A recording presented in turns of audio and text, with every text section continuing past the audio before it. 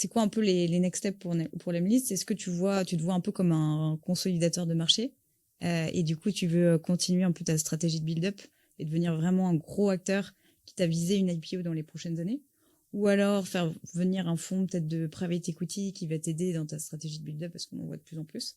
Ou tu te dis, je sais pas moi, ça va, on fait 45 millions d'ARR, peut-être que c'est le moment de se vendre à un autre acteur. Tu vois.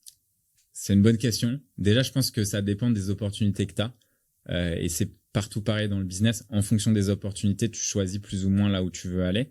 S'il y a une opportunité de vendre à une valo qui rend tout le monde heureux et à laquelle on peut pas dire non, bah oui, potentiellement, tu vois, ça sera ce qu'on fera à la condition que le projet derrière est un projet stylé, tu vois. Vendre pour vendre et tu sais qu'ils mettent la boîte à la poubelle et non, tu vois, c'est pas intéressant. Il faut quand même t'as construit quelque chose pendant 8 ans, il faut que ça perdure et je trouve en fait qu'on a plein de choses à faire, que là cette année on a grossi encore plus vite que l'année d'avant. Donc en fait, on retrouve encore plus de momentum, il y a plein de signaux positifs. Après moi je pense que l'année prochaine quoi qu'il arrive, il y aura de la liquidité. Ça, c'est un objectif que j'ai parce que les C-level chez nous sont rentrés il y a, aller au plus tard 3 ans et 1 an et demi au minimum. Et j'ai envie que ces gens restent sur le long terme. Et pour qu'ils restent sur le long terme, je pense que c'est bien qu'il y ait un peu de liquidité, que ça permette à tout le monde, pareil pour les early employees, de toucher du cash, de voir que la boîte se développe, que ça... Et ça, tu verrais qui rentrer à ton capital, du coup, plutôt Expédition qui va, je sais pas, rajouter, tu vois, un petit billet, Ouais, ou alors aller chercher un profil qui peut aussi t'aider dans ton déploiement. Enfin, c'est quoi un petit peu le... c'est intéressant que tu poses cette question parce qu'en fait, pour les fonds, ce qui est assez compliqué, c'est que on pense qu'un fonds, c'est un fonds, mais un fonds, c'est plein de fonds. Donc, tu lèves, par exemple, enfin, toi, tu connais ça parfaitement, hein, mais tu as un fonds 1, un fonds 2, un fonds 3, un fonds 4. Et en fait, quand tes fonds, ils n'ont pas forcément les mêmes LPs. Donc, ils n'ont pas forcément les mêmes investisseurs. Dans le cas d'Oliver, ses premiers fonds étaient plus petits et maintenant, ça devient des fonds plus gros avec des gros instits.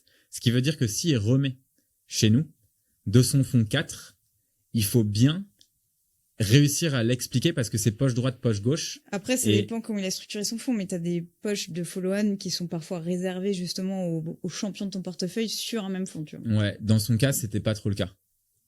Et en fait, en discutant avec lui, ce qui est compliqué pour eux, c'est le côté, puisque en fait, eux, ils doivent avoir quand même du return aussi, et que les boîtes dans lesquelles il a investi sont pas forcément toutes très liquides ou très sexy.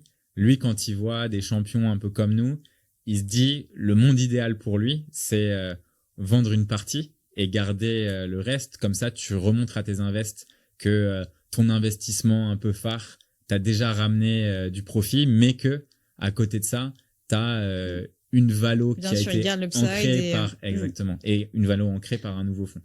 Donc, pour répondre à ta question, qui pourrait venir, bah, soit on décide de faire un LBO avec de la dette adossée à des fonds un peu de private equity, soit c'est d'autres fonds de grosse equity. Euh, mais ça, je dirais que c'est un peu les deux options qu'on peut avoir là-dessus. Après, nous, on est souvent contactés par des boîtes qui souhaiteraient nous racheter et qui ont des structures aussi intéressantes, soit backées par des très gros fonds de PI ou parfois juste des gens qui ont fait des boîtes qui aujourd'hui font plusieurs milliards de revenus, quoi.